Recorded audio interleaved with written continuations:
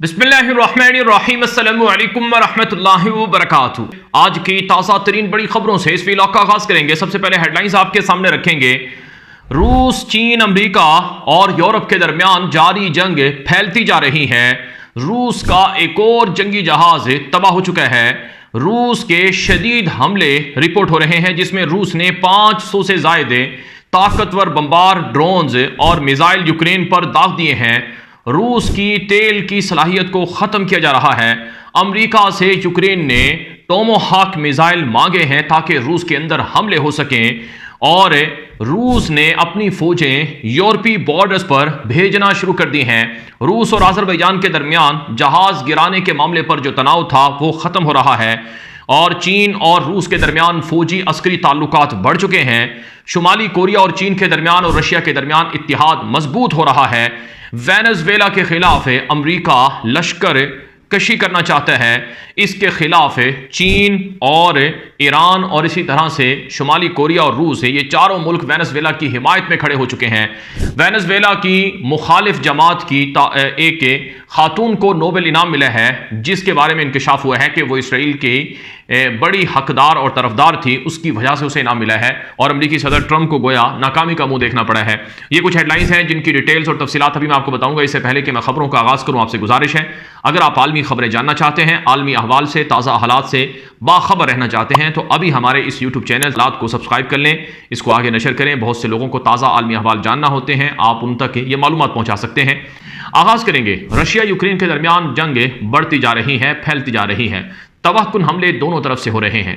आज की बड़ी खबर है, यूक्रेनी सदर ज़ेलेंस्की ने अपने एक्स अकाउंट पर बाकायदा पोस्ट लगाई और लिखा कि रूस ने एक मरतबा फिर यूक्रेन के मुख्तलिफ शहरों पर, इलाकों पर तबाहकुन हमले किए हैं। 450 से ज़ायद ड्रोन्स और दर्जनों जो मिसाइल हैं, जिनमें बैलिस्टिक मिसाइल्स भी हैं, क्रूज मिसाइल्स भी हैं, वो दागे गए हैं यूक्रेन के ऊपर, जिसमें दर्जनों शहरी मुतासर हुए हैं और कुछ बच्चों के भी टारगेट होने की इतलात आई हैं। तो रूस की ऑयल रिफाइनरी पर जो यूक्रेन हमले कर रहा है, उसके जवाब में रूस ने भी हमले शुरू किए हैं। इतलात के मुताबिक रूस के जो ताज़ा हमले हुए हैं, इसमें यूक्रेन की जो बिजली की सलाहियत है उसको ख़त्म करने और तवानाई की सलाहियत को ख़त्म करने की कोशिश की गई है। यूक्रेनी सदर ज़ेलेंस्की ने कहा है कि जानबूझकर हमारी तवानाई सेक्टर को टारगेट किया जा रहा है ताकि लोगों में इंतशार फैले और लोग यूक्रेन की हुकूमत के ख़िलाफ़ हो जाए, तो हमारी मदद की जाए। और रूस से हम तवील अरसे तक, लंबे अरसे तक जंग लड़ने के लिए तैयार हैं। अमेरिकी सदर डोनाल्ड ट्रंप के हवाले से यूक्रेनी सदर ने कहा कि अगर वाकई अमेरिकी सदर ट्रंप नोबेल इनाम जीतना चाहते हैं तो उन्हें यूक्रेन को टोमोहाक मिसाइल देना होंगे। अगर टोमोहाक मिसाइल मिल जाएं यूक्रेन को, तो फिर रूस यूक्रेन के ऊपर हमले नहीं कर सकेगा। याद रहे, अमेरिका की तरफ से धड़ाधड़ असलहे की खेप यूक्रेन को मिल रही है। अगरचे अमेरिका बरह रास्त असलहा बहुत कम यूक्रेन को दे रहा है, लेकिन ज़्यादातर असलहा जर्मनी के ज़रिए से, पोलैंड के ज़रिए से और बाकी यूरोपियन नाटो कंट्रीज़ जो कि यूक्रेन की इत्तिहादी हैं, उनके ज़रिए से यूक्रेन को मिल रहा है। तो अब तक के अरबों डॉलर का असलहा यूक्रेन के अगेंस्ट इस्तेमाल हुआ है, लेकिन फिर भी यूरोपीय ममालिक और नाटो कंट्रीज़ यूक्रेन के ऊपर रशिया के हमलों को नहीं रोक पाए हैं। तो हालात बहुत पेचीदे हैं, क्योंकि रशिया के अंदर भी तबाहकुन हमले यूक्रेन के हुए हैं। मसलन दावा किया गया है कि 16 ऑयल रिफाइनरीज जो रशिया की सालाना जो 230 टन से भी ज़्यादा जो तेल साफ़ करती हैं, वो मुतासर हुई हैं यूक्रेन के ड्रोन हमलों से। बाज़ मीडिया इतलात के मुताबिक 38% तक जो रशिया है उसकी ऑयल की प्रोडक्शन कम हुई है। और इस हवाले से दमास्को टाइम्स के अंदर एक तवील रिपोर्ट में दावा किया गया है कि अगरचे ये थोड़ा मुबालगा आराई पर मबनी दावा है, लेकिन 10 से 15% कम से कम भी यूक्रेन के ड्रोन हमलों से रशियन ऑयल प्रोडक्शन कम हुई है। और बाकी चूँकि प्लांट्स पुराने हैं और ख़ुद से सलाहियत भी रशियन ऑयल रिफाइनरीज की कम है। खुलासा ये है कि रशिया को माशी तौर पर कंगाल करना बहुत बड़ा हदफ है। रशिया का जब तेल ख़त्म हो जाएगा, जब रशिया से दुनिया तेल नहीं लेगी, जब रशिया दुनिया को गैस नहीं बेचेगा, माशी तौर पर कंगाल होगा। रशिया के असासे $300 बिलियन के पहले ही फ्रीज़ किए जा चुके हैं और वो यूक्रेन को असली कीमत में मिल रहे हैं, तो इस वजह से रशिया कमज़ोर हो जाएगा। लेकिन रूसी सदर व्लादिमीर पुतिन कहता है कि रशिया बहुत ताकतवर है, यूरोप से जंगें लड़ने का तजर्बा रखता है। माजी में रशिया ने यूरोप से कई जंगें लड़ी हैं और उन जंगों में बेहतरीन तजर्बा हमें हासिल है। तो ये बात भूल जाए यूरोपीय ममालिक कि वो रशिया को कमज़ोर कर सकते हैं या उन्हें हरा सकते हैं। अब एक तरफ अमेरिका है, यूरोपीय ममालिक हैं, नाटो कंट्रीज़ हैं, सब के सब रूस के ख़िलाफ़ तैयारियां कर रहे हैं। तो दूसरी तरफ रूसी सदर व्लादिमीर पुतिन भी अपनी अस्करी और माशी क़ुव्वत को ताकतवर बना रहे हैं। चुनांचे ख़बरों के मुताबिक जो हाइपरसोनिक मिसाइल्स हैं वो रशिया को چین کی ٹیکنالوجی کے حامل مل رہے ہیں، یعنی ایسے میزائل، ایسی ٹیکنالوجی جو رشیا کے میزائلوں میں لگے گی اور ان کو گرانا امریکہ کے لیے، یورپ کے لیے مشکل ہوگا۔ اس طرح کی ٹیکنالوجی رشیا کو چین کی طرف سے دی گئی ہے، اور چین پہلے اعلان کر چکا ہے کہ ہم رشیا کو ہارنے نہیں دیں گے، جو مرضی قیمت ہو جائے، ہم روس کی پشت پر کھڑے ہوئے ہیں۔ تو اب آج کی ایک اور خبر سن لیں کہ امریکہ نے چینی جہازوں پر پابندیاں لگانے کا اعلان کیا ہے۔ وہ چینی جہاز جو امریکہ کا روٹ استعمال کرتے ہیں اور وہ رشیا کے اوپر سے اڑتے ہیں، یعنی ہر وہ چینی جہاز جو رشیا کے اوپر اڑنے والا ہے اور وہ امریکہ کا سفر بھی کرتا ہے یا امریکہ کا رخ بھی کرتا ہے، تو اس جہاز کو پابندیوں کا سامنا ہوگا۔ یہ ایک بہت بڑا ایک طرح سے خطرہ ہے چائنا کے خلاف۔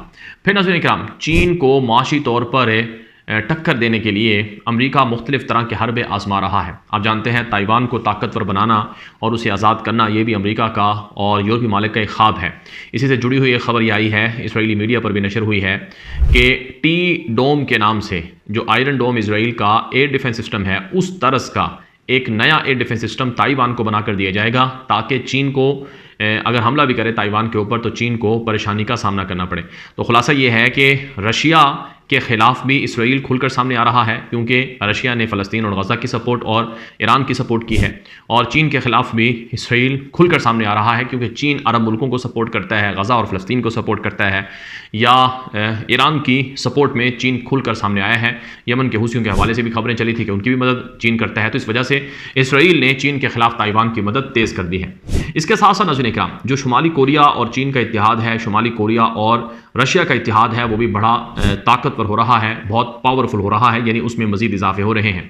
شمالی کوریا کی حکومت سے رابطہ کیا ہے چینی وزیر اعظم نے، اور وہاں کا دورہ بھی کیا ہے۔ اطلاعات کے مطابق چین نے کہا ہے کہ ہم شمالی کوریا کی سیکیورٹی اور تعاون کے لیے تیار ہیں، اور جو شمالی کوریا پر امریکہ کی پابندیاں ہیں، ان پابندیوں کو چائنا بائی پاس کرنے میں تعاون کر رہا ہے۔ یعنی آپ چین کے بارے میں دیکھیں کہ چین نے ایران پر لگی پابندیوں کو، امریکی پابندیاں، یورپی پابندیوں کو بائی پاس کروایا اور ایران سے تیل خریدا اور ایران کو معاشی طور پر سپورٹ کیا۔ ایسے ہی رشیا کو چائنا سپورٹ کر رہا ہے، اور اب شمالی کوریا کو بھی چائنا اسی طرح سے سپورٹ کر رہا ہے۔ تو ان کا جو اتحاد ہے، اس کے بارے میں ویسٹرنز الائز اور اتحادی کہتے ہیں کہ یہ ہمارے لیے بہت بڑا خطرہ ہے، اور یہ مستقبل میں ہماری قوت اور طاقت کو دنیا میں کم کرنے کا باعث بھی ہو سکتا ہے۔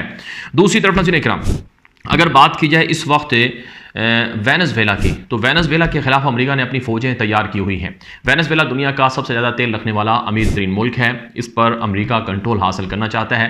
وینزویلا کی جو حکومت ہے نکولس مادورو کی، اس کو امریکہ ایک باغی حکومت، ایک سرکش حکومت کہتا ہے، اور اسے منشیات فروشوں کا اڈا اور جاگیردار والی حکومت بھی قرار دیتا ہے۔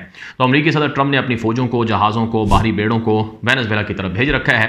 اور آج ایک اور خبر آئی ہے کہ نوبل انعام والی جو کمیٹی ہے، اس نے جو سال 2025 کا نوبل پیس پرائز ہے، وہ وینزویلا کی ایک مخالف اپوزیشن رہنما خاتون ہے، ماریا اس کا نام ہے، اس کو دیا ہے۔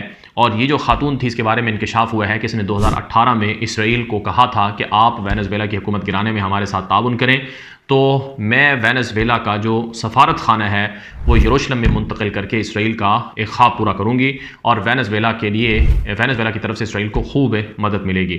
یعنی کہ آپ یوں سمجھیں کہ ماضی میں جو وینزویلا کی جس خاتون کو آج نوبل انعام ملا ہے، جس کے بارے میں ٹرمپ نے بھی ٹویٹ اور پوسٹ کی تھی، وہ جو خاتون ہے وہ اسرائیل اور امریکہ کی اتحادی ہے، نواز ہے، امریکہ نواز، اسرائیل نواز ہے، اور اسی وجہ سے اس کو نوبل انعام دیا گیا ہے، جس سے نوبل انعام کی ساکھ پر بھی سوالات کھڑے ہوتے ہیں۔ دوسری طرف وینزویلا کی حکومت کو مدد مل رہی ہے رشیا سے، چائنا سے، شمالی کوریا اور ایران سے۔ 4 ملک ہیں جو وینزویلا کی حکومت کے ساتھ کھڑے ہوئے ہیں۔ رشیا نے تو ابھی ریسنٹلی وینزویلا کی حکومت کے ساتھ ایک ایسا معاہدہ کر لیا ہے، جیسا ایران کے ساتھ کیا ہے، کہ اگر وینزویلا پر حملہ ہوتا ہے تو وہ روس پر حملہ ہوگا، اور روس سے وینزویلا کی مدد کرے گا، اور ایسے ہی وینزویلا روس کی مدد کرے گا۔ تو یہ امریکہ کے لیے بڑی غصے کی بات ہے۔ جیسے امریکہ چین کے خلاف تائیوان کو مدد دے رہا ہے، ایسے ہی چین تائیوان کے وجہ سے امریکہ سے تناؤ تو رکھتا ہے، وہیں وینزویلا کی حکومت کو بھرپور اسلحہ اور ٹیکنالوجی، ریڈار سسٹم، مختلف طرح کی چیزیں چین فراہم کرتا ہے۔ تو یہ ایک بہت بڑی گیم ہے جو دنیا میں بالادستی کی گیم ہے۔ اس کے ساتھ ساتھ آج کی ایک اور بڑی خبر یہ ہے کہ آذربائیجان اور رشیا میں تعلقات کافی کشیدہ تھے، کیونکہ آذربائیجان کا ایک جہاز روس نے میزائل مار کر گرا دیا تھا، جو کہ ایک مسافر جہاز تھا۔ اب پیوٹن سے جو ملاقات آذربائیجان کے صدر الہام علیف کی ہوئی ہے، اس میں پیوٹن نے معذرت کی ہے اور کہا ہے کہ غلطی سے آذربائیجان کا جہاز ہم سے نشانہ بنا تھا، ہم اس کا معاوضہ ہر جانہ ادا کریں گے۔ اور آذربائیجان میں روسی جرنلسٹ کو، صحافیوں کو پکڑا گیا تھا، انہیں رہا کرنے کا اعلان کیا گیا ہے، اور روس کے اندر بھی آذربائیجانی شہری پکڑے گئے تھے، انہیں بھی رہا کرنے کا اعلان کیا گیا ہے۔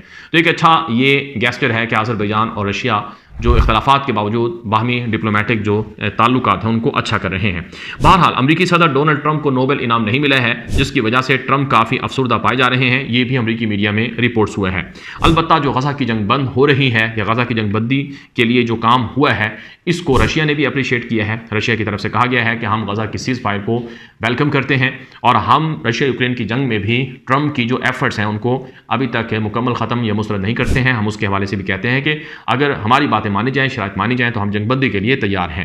یہ اب تک کی تازہ عالمی منظر نامے سے خبریں تھیں جو آپ تک پہنچائی گئی ہیں۔ مزید تفصیلات آتی رہیں گی، آپ ہمارے یوٹیوب چینل کے ساتھ جڑ جائیں، آ کے نشر کر لیں۔ اجازت دیجیے، السلام علیکم ورحمۃ اللہ وبرکاتہ۔